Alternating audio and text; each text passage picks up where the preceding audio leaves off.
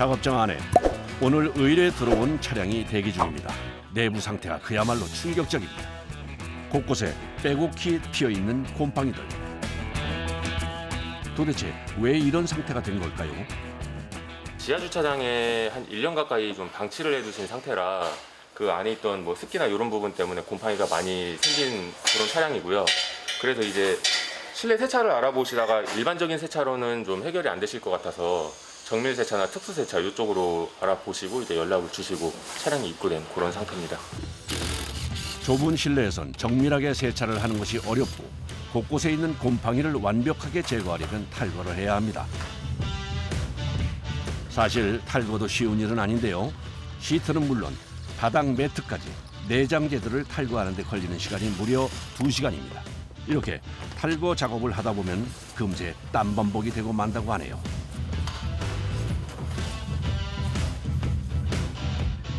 보이지 않는 곰팡이균을 완전히 제거를 해서 이제 나중에 다시 재발이 되지 않는 그런 부분을 가장 염두에 두고서 작업을 하고 있습니다. 곰팡이는 공기를 타고 이동이 가능해서 에어컨 안쪽 청소도 중요합니다. 고온의 스팀으로 1차 살균 작업을 진행합니다. 에어컨 청소를 하던 작업자가 정체 모를 관을 연결하는데요. 내시경 카메라입니다. 에어컨 안 상태를 확인하기 위해서입니다. 약품을 도포하고 무세척을 하면 그 무세척에서 이제 물이 물하고 곰팡이하고 같이 이렇게 내려오거든요. 그거 그 상태를 보면 알 수 있어요. 사실 차 안에서 나는 냄새의 대부분 원인은 에어컨입니다. 곰팡이뿐 아니라 냄새를 없애기 위해서도 에어컨 안쪽 청소는 꼭 해야 하는데요. 전용 세정제와 고압의 물로 구석구석 세척을 진행합니다. 그러니까 오염수에서 맑음을 나올 때까지 뭐 어떤 차량이든 시간이 오래 걸려도 맑음을 나올 때까지 세척하는 게 원칙입니다. 에어컨 외에도 또 실내 냄새의 주범이 되는 곳이 있는데요. 이것도 꼭 청소가 필요하다고 합니다.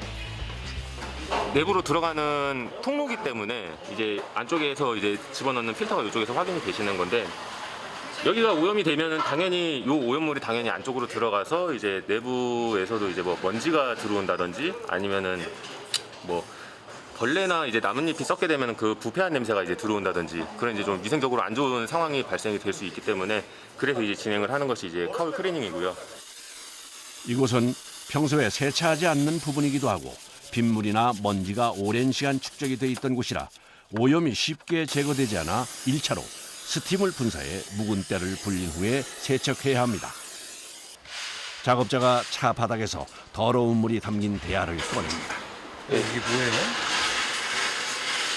이게 지금 말씀드린 카울 클리닝을 하고서 이제 밖으로 배출된 물인데 이제 이 정도로 이제 안쪽에 오염이 좀 심각했던 상황이 있었던 거죠.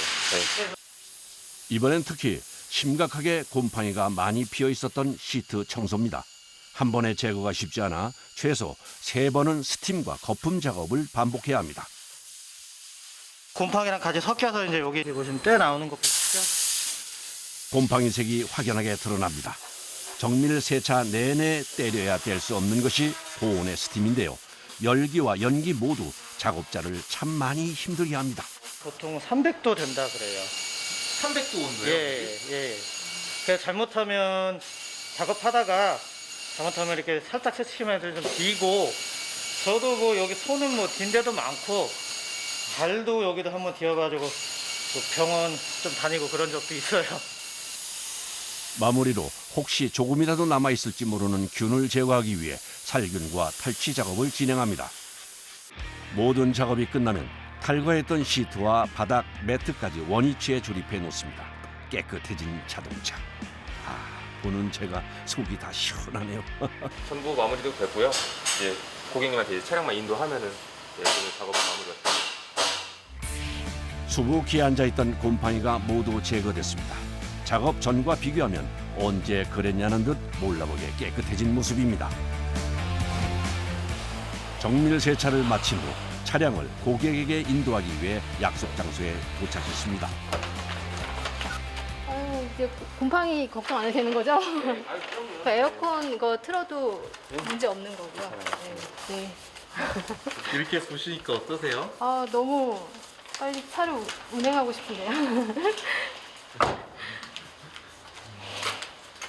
완전 새 차가 된 것 같아요. 네. 다음 날 또 다른 자동차 한 대가 작업장으로 들어옵니다. 차량의 상태를 살피는 작업자. 또 어떤 문제가 있는 걸까요? 이번에도 상태가 심각합니다. 어린아이들과 함께 타던 차로 차량 내부에 과자와 사탕 같은 음식물 찌꺼기가 가득합니다.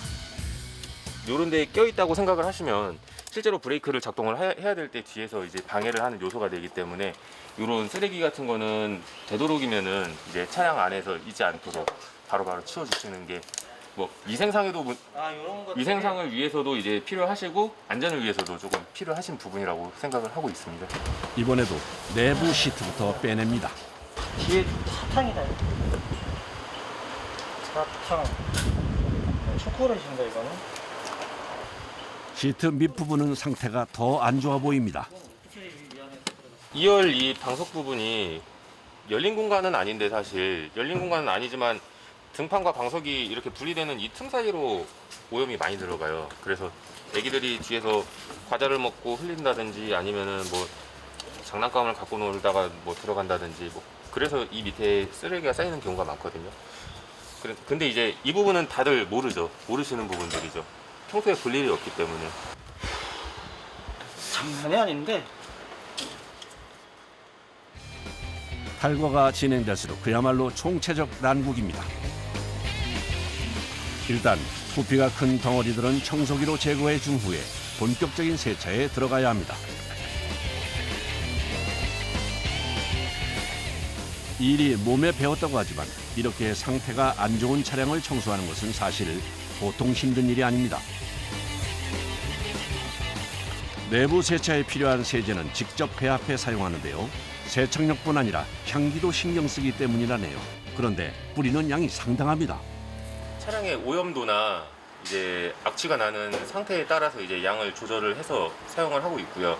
기본적으로는 천장 전체를 적시는 거를 좀 기본적으로 진행을 하고 있습니다. 천장은 찌든 때나 냄새가 배어 있을 수 있어 꼭 닦아줘야 하는데요. 닦는데도 기술이 필요하다네요. 구조가 내부에 스펀지가 있고 밖에 있는 천을 얇은 본드로 붙여서 이제 헤드라이너가 장착이 되는데 이런 식으로 물을 뿌린다든지 클리너를 사용을 한다든지 그러면은 천장이 떨어져서 이제 우는 경우가 있거든요. 그런 경우에는 조금 이제 곤란한 상황이 생기기도 하죠. 이제 쉽지 않았던 세차가 끝나갑니다. 물 청소가 마무리되면 남아있는 수분 모두 제거해줍니다. 물기가 남아있을 경우 곰팡이가 생길 수도 있고 냄새의 원인이 될 수도 있습니다. 이게 지금 요 차 작업하고서 이 습식 청소기에 빨려 나온 이제 오염물인데 이제 생각보다 차 안이 이렇게 많이 더럽습니다. 다른 차들도 이만큼 더러워요? 다른 차, 요 차는 조금 심한 편이기 때문에 물이 조금 더러운 편이고요. 뭐 다른 차들도 더러운 물이 나오기는 하지만 요 정도까지는 아니에요, 사실. 더러웠던 차량이 감탄스러울 만큼 깨끗한 모습으로 재탄생했습니다. 클리닝 차량들이 이렇게 들어오면 그 고객님이 만족하실 수 있는 만큼 앞으로도 좀 기술력이라든지 뭐 정거력이라든지 그런 걸 좀 키워서 그 쾌적한 그 실내 그 차량 실내 공간을 좀 만들도록 노력을 좀 더 공부를 열심히 해야 될 것 같아요. 아침 일찍부터 승용차 한 대가 수리를 받기 위해 들어와 있습니다. 어디가 문제인 걸까요? 아하, 바퀴 옆 부분에 문제가 있어 보입니다. 철판이 부식돼가지고 이게 그냥 이대로 다니면은 계속 번져가지고 다 녹슬기 때문에 이거를 잘라 조금 오려내고 다시 덧붙여가지고 안에 실리콘 작업하고 해가지고 최대한 오래 가게끔 그렇게 하는 작업입니다. 본격적인 작업은 녹슨 부위를 연마기를 사용해 깨끗하게 벗겨내는 것부터 시작하는데요.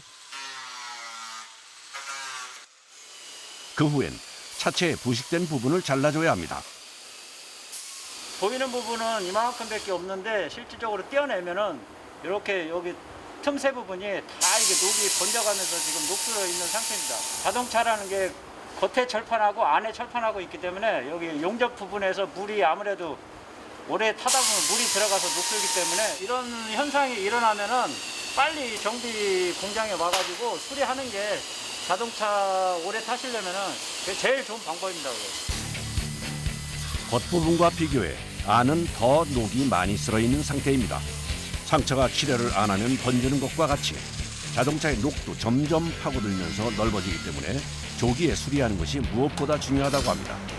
연마 작업을 통해 녹 제거가 끝나면 철판을 적당한 크기로 잘라주는데요. 구멍난 부분을 메꿔주기 위해서입니다.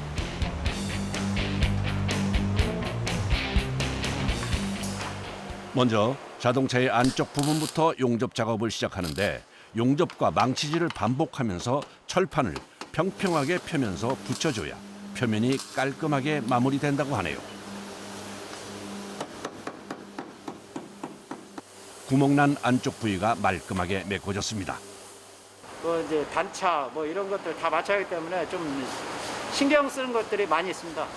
그런 면에서 이제 많이 조금 뭐 힘들다기보다는 조금 고생스러운 일들이 좀 있죠. 고생스럽죠. 용접을 꼼꼼하게 한다고 해도 어딘가에 미세한 구멍이 있을 수도 있어 보강 작업은 필수인데요. 먼저 실리콘을 수리 부위에 발라준 다음 녹쓰는 것을 방지하기 위해 방청제도 뿌려줘야 합니다. 이제 차량의 외부 작업입니다. 안쪽과 같은 방법으로 철판을 잘라 용접하는데요. 이때 철의 부식을 방지하기 위해 주로 아연 철판을 이용한다고 하네요. 그런데 작업자가 용접기를 바꿔가면서 작업을 합니다. 스포트 용접하고 CO2하고 같이 이제 병행해서 해는 거예요. 차이가 있어요? 두 가지가? 차이는 스포트로 하면은 면이 좀 깔끔하게 나오는 대신에 그 용접 강도가 약해서 나중에 오래되면 떨어질 수가 있습니다. 그래서 CO2 용접으로 중간중간 보강을 하는 겁니다. 용접으로. 용접 후엔 표면을 매끄럽게 연마해 줍니다. 판금 작업은 시작부터 일일이 한 땀 한 땀 작업자의 손을 거쳐야만 비로소 끝이 나 참 고됩니다. 이제 판금이 끝나고 다음 작업을 위해 도장부로 옮겨집니다. 그런데 수리를 시작하기 전에 작업자가 차량의 표면을 반복해서 신중하게 만집니다. 절단된 상황에서 용접을 했기 때문에 표면에 굴곡이 많아요. 그래서 일단은 이 면을 철판 전용 퍼티를 이용해서 완벽하게 면을 평평화시킨 이후에 도장 작업까지 완료시킬 예정입니다. 퍼티는 경화제와 잘 섞여야 밀착이 용이하기 때문에 작업 전 골고루 섞어줘야 합니다. 주걱으로 손상 부위에 발라주는데요. 자칫하면 철판과 분리될 수 있어 눌러가며 발라줘야 합니다. 퍼티는 두껍게 바르면 기포가 생겨 최소 2번 이상 얇게 도포해줘야 하는데요. 여러 번 반복해야 하는 작업이라 여간 고된 것이 아닙니다. 건조가 된 것을 확인한 후 작업자가 다음 과정을 준비합니다. 다양한 종류의 사포들, 어떤 용도일까요? 번호가 낮을수록 거칠어지는 거예요. 번호 순서를 높여가면서 고운 걸로 이동하는 거죠. 최소 5번 이상 사포를 바꿔가며 작업을 해야 한다네요. 그런데 그렇게 여러 번 사포질을 하고 이번엔 또 작업자가 직접 손으로 사포를 밉니다. 핸딩만으로는 안 돼요. 아무래도 정교한 면에서 사람 손으로 하는 게 훨씬 더 정교하기 때문에 그 작업을 안 거치고서는 고품질의 도장 작업이 나오기 힘들어요. 마지막 작업, 도장입니다. 도색을 하지 않는 부위는 모두 가려야 하는데 우스갯소리로 페인트 칠하는 것보다 시간이 더 걸린다고 말할 정도로 손이 많이 갑니다. 다른 데 만약에 또 튀었거나 페인트가 날리면 더 문제가 더 크기 때문에 마스킹에는 최대한 꼼꼼하고 완벽하게 마무리를 해야 되기 때문에 시간이 가장 오래 걸리는 작업입니다. 드디어 시작된 도장 작업. 보통 3번 이상은 반복해서 진행해야 색과 광택이 살아난다네요. 끝나신 거예요? 예, 칠은 다 끝났고요. 이제 열 처리 작업을 하는데 이제 60도로 40분 정도 하게 되면 표면이 완벽하게 굳어서 이제 조립하고 이제 출고하게 되는 거죠. 이제 판금과 도장 작업이 모두 마무리되고 조립까지 마친 자동차가 마지막 점검을 위해 작업장으로 들어옵니다.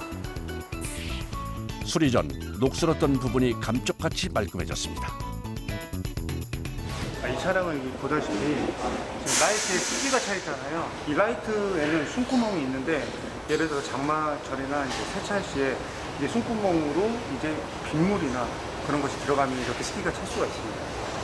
이런 것도 해결이 그러면 이것도 셀프 공기로 그 집에서 할 수 있습니다. 뚜껑을 열게 되면은 이렇게 에어건을 연결을 해가지고 안에서 순식간에 맺혀있던 물방울이 사라집니다. 굳이 정비소에 가지 않고도 이렇게 쉽게 해결할 수 있다네요. 3분 만에 전조등 안의 습기가 깨끗하게 사라졌습니다.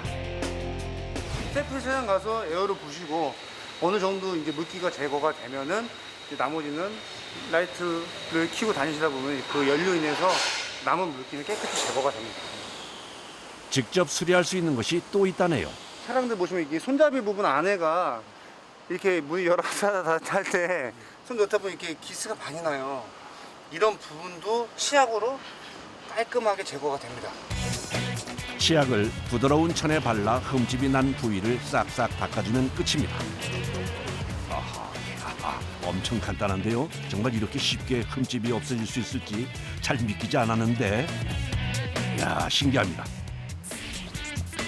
치약으로 닦기 전과 후가 확연히 달라졌습니다. 코에 있는 이 상처도 예, 가능합니다. 예. 꽤 흠집이 깊어 보이는데 정말 이것도 지워질까요? 밝은 색상도 가능하고 어두운 색상도 이렇게 깔끔하게 기스 제거를 동일하게 할 수 있습니다. 이야, 정말 말끔해지네요. 저도 집에 가서 한번 해봐야겠습니다.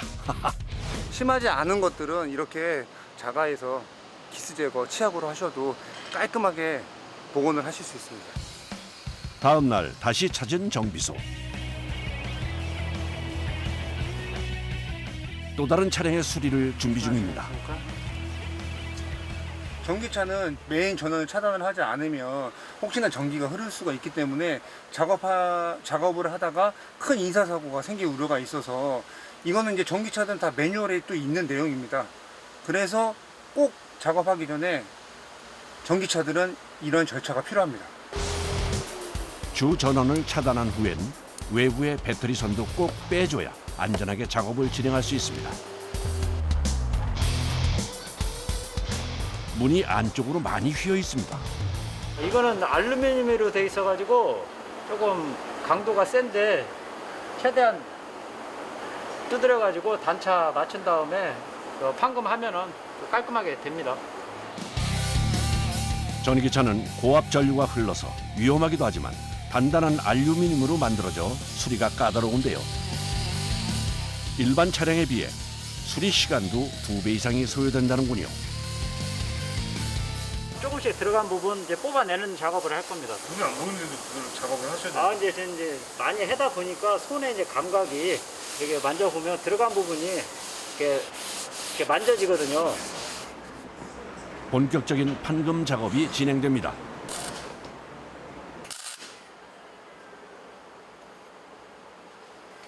차체에 들어가 있는 부분을 앞으로 당기기 위해 먼저 굵은 철사를 수리 부위에 고정해 고리를 만들어줍니다.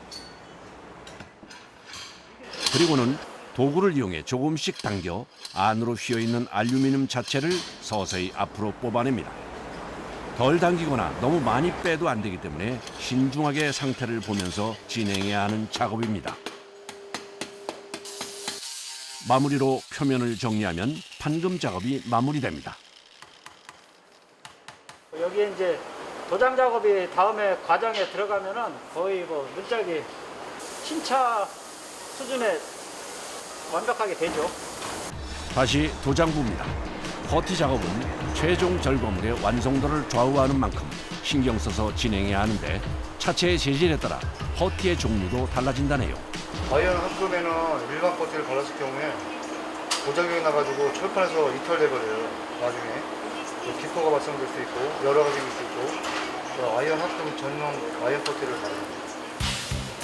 작업자가 퍼티를 바른 부위를 반복적으로 그것도 아주 구석구석 꼼꼼하게 만지면서 뭔가를 확인하는 것 같습니다. 어떤 이유에서일까요? 칠을 아무리 잘해도 아주 보기 싫어져요. 에스터처럼 꾸불꾸불 거린다 그러면 거의 뭐 소비자들 클레임이 바로 들어오기 때문에 이 작업이 완벽하게 되어야지만이 안성도 높아지는 거죠. 그 시각 조색 씨는 자동차의 도료는 기성 제품 없이 모두 조색을 통해서 만들어지는데요. 그래서 도장 전 조색은 중요한 작업입니다. 지금 한 50가지 되는 컬러로 전 세계 차량이 다 조색이 가능합니다. 색상이. 50가지로 이제 색을 만드시는 거예요? 예. 진지한 모습으로 뭔가를 적고 있는 작업자. 종이엔 암호처럼 알 수 없는 숫자들이 빼곡히 적혀 있습니다. 흰색, 검은색 같은 기본 색상도 모두 색이 달라 한 가지 색으로 칠하는 건 불가능하다고 하네요. 발류만 차마다 틀리긴 한데 많게는 뭐 10가지 이상 들어가는 것도 있고 적은 거는 한 4-5개 들어가는 것도 있고. 조색한 컬러 샘플을 실제 차량과 비교해보는 작업자. 그런데 분위기가 좋아 보이진 않습니다. 국내 대합이 있는 거는 기본적으로 몇 개 있으니까 그 안에서 최대한 그 자체의 10편을 잡고 돌리는데 얘는 지금 이거 자체인데 색감이 너무 차이 나니까 다시 맞추기가 쉽지 않네요. 깜동네. 오히려 빨개 썼는데 조정을 해야겠네. 모델 안 되겠네. 완전히 깜동이야. 이걸로 뭐 조정한다 해도 안 될 텐데.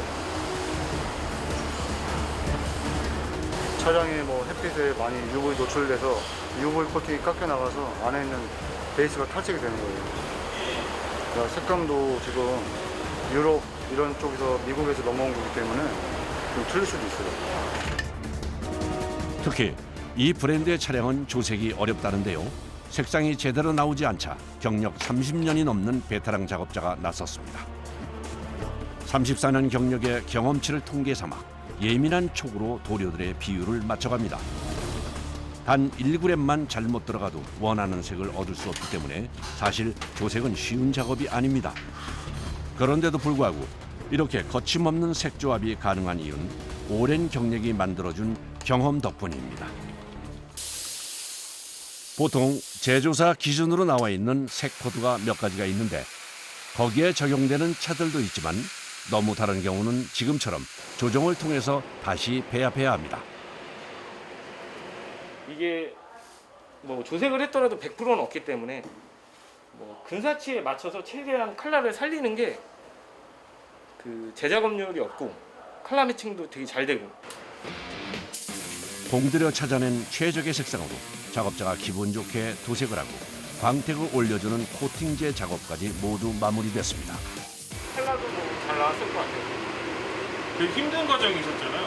색상을 만드는 조색 감는 과정인데. 가장 힘들었죠. 또 이렇게 한 번에 되면 진짜 다행인 건데 이게 도색이라는 게 끝이 없는 거기 때문에 오늘도 하루 힘겹게 간 것 같아요. 다음 날 오전 수리를 의뢰했던 차주분이 상태를 확인합니다. 거의 똑같은데요? 차이가 안 나는데요? 조색하는데 좀 애를 많이 먹었습니다. 네. 이게 알루미늄이라 똑같은 색상. 이게 컬러가 솔리드 블랙이 이제 기본 옵션 차량이고 이거는 네. 프리미엄 펄 들어간 블랙이거든요. 네. 그래서 근데 컬러 맞추기가 쉽지가 않아요. 네. 근데 뭐 도장 잘 나왔죠? 색상도 괜찮습니다. 네. 너무 마음에 듭니다. 예. 너무 깨끗하게 작업해 주셔가지고 완벽합니다. 색깔이 틀릴까봐 제가 걱정을 좀 했는데요. 완벽하게 맞췄습니다. 파손금 부위도 전혀 티가 안 나는 것 예. 같아요. 완벽합니다. 작업자들이 구슬땀을 흘리며 노력한 덕분에 손상됐던 차량이 완벽하게 재탄생했습니다. 오셔서 저렇게 뿌듯하게 만족을 느끼시고 가시면 저희 역시나 뿌듯하죠. 뿌듯하고 아무래도 이제 한 번, 두 번, 세 번 계속 확인을 하고 괜찮다. 이 정도면 고객이 보시기에도 만족할 것 같다. 그럴 때 차를 출고를 합니다.